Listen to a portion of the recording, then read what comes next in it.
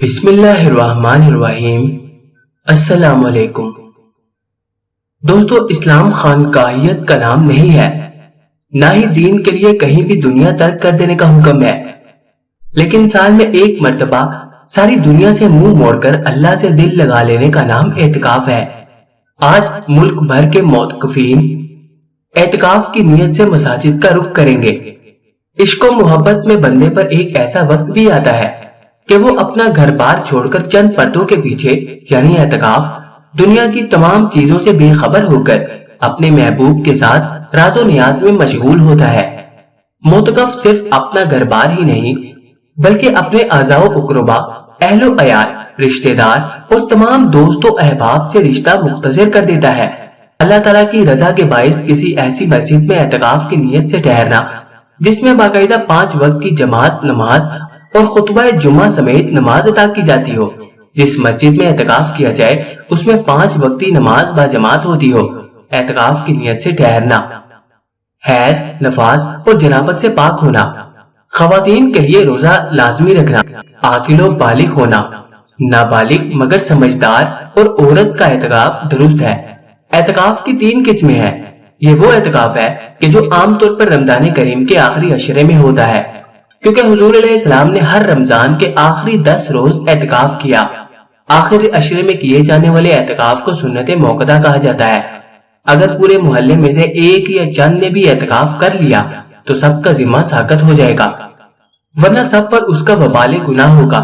سنت اعتکاف کا اہم مقصد آخری عشرے کی طاق راتوں میں لیلۃ القدر کی تلاش کرنا سب سے اہم جزو ہے۔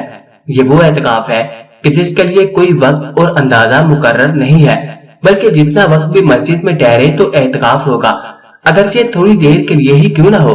بلکہ افضل تو یہ ہے کہ آدمی مسجد میں داخل ہوتے ہی اعتکاف کی نیت کر لے تو نماز اور نفل وغیرہ کے ثواب کے ساتھ ساتھ اعتکاف کا ثواب پاتا رہے گا۔ یہ وہ اعتکاف ہوتا ہے جس میں بندے نے نظر مانی ہو کہ اگر میرا فلاں کام ہوگا تو میں اتنے دن اعتکاف کروں گا۔ جتنے دن اعتکاف کی نظر مانی ہو اتنے دن کا اعتکاف کرے گا، مگر ہاں اعتکاف کے ساتھ روزہ بھی ضرور رکھے گا، کیونکہ روزہ صحت اعتکاف کی شرائط میں سے ہے۔ مسنون اعتکاف کا وقت 20 رمضان المبارک کو غروب آفتاب سے قبل اعتکاف کی نیت سے شرعی مسجد میں بیٹھنے سے شروع ہوتا ہے اور شوال کا چاند نظر آنے تک رہتا ہے۔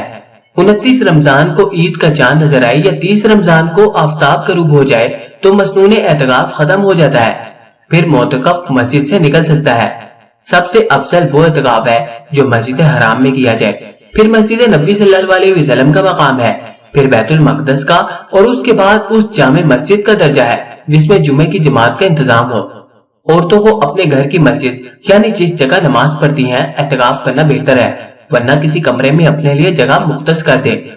عورتوں کے گھر اور مساجد میں اعتکاف کے حوالے سے فقہی اختلاف پایا جاتا ہے، لہذا اگر کوئی خاتون اعتکاف میں بیٹھنا چاہتی ہے تو وہ اپنے فقہ کے علماء سے رجوع کرے۔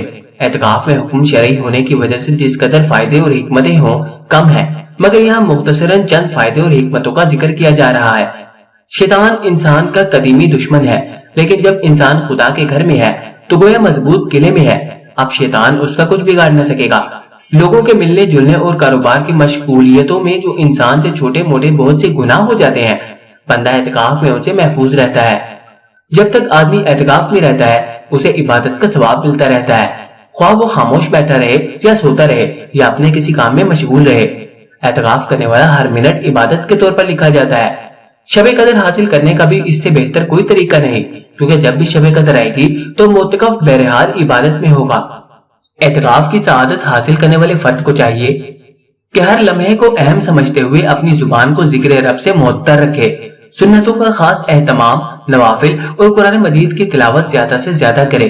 اعتکاف کی فضیلت و اہمیت کے لیے صرف یہ بھی کافی ہے کہ حضور علیہ الصلوۃ والسلام نے ہجرت کے بعد پوری عمر اہتمام کے ساتھ رمضان المبارک کے آخری عشرے کا اعتکاف کیا۔ حضرت عائشہ رضی اللہ تعالیٰ عنہ فرماتی ہیں کہ رسول اللہ صلی اللہ علیہ وسلم رمضان کے آخری عشر میں ہمیشہ اعتکاف فرمایا کرتے تھے، یہاں تک کہ اللہ نے انہیں اپنے پاس بلا لیا۔ پھر آپ صلی اللہ علیہ وسلم کی ازواج مطہرات رضی اللہ تعالیٰ عنہما اجمعین اعتکاف کا اہتمام کرتی تھی۔ مسنون اعتکاف کی ایک بڑی فضیلت یہ بھی ہے کہ معتکف لیلۃ القدر کی فضیلت بآسانی پا لیتا ہے، کیونکہ اکثر روایات کے مطابق لیلۃ القدر رمضان کے آخری عشرے کی طاق راتوں میں ہے، رسول اللہ صلی اللہ علیہ وسلم کا فرمان ہے کہ رمضان کے آخری عشرے کی تاک راتوں میں لیلۃ القدر کو تلاش کرو۔ اعتکاف کا مقصد یہ ہے کہ آدمی بارگاہ اعزدی کی چوکھٹ پر اپنا سر رکھ کر سرور اور خوشی کا مینار دیکھتا رہتا ہے، زبان کو اسی کے ذکر سے تر رکھتا ہے کہ بندہ سب کو چھوڑ کر بارگاہ عالی میں حاضر ہوا ہے۔ اے رحیم و مولا، ہمیں معاف فرما کہ جب تک تو معاف نہیں کرے گا تیرے در سے کہیں نہیں جاؤں گا۔ اس لیے جب کوئی شخص اللہ کے دروازے پر دنیا سے منقطع ہو کر پڑا رہے تو اس کے نوازے جانے میں کیا تعامل ہو سکتا ہے؟ اے اللہ، ہماری مغفرت فرما اور ہمیں صحیح عبادت کرنے کی توفیق عطا فرما۔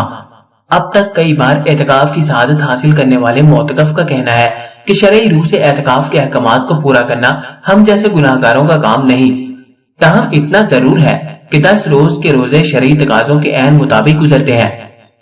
اللہ ہم سب کا حامی و ناصر ہو، آمین۔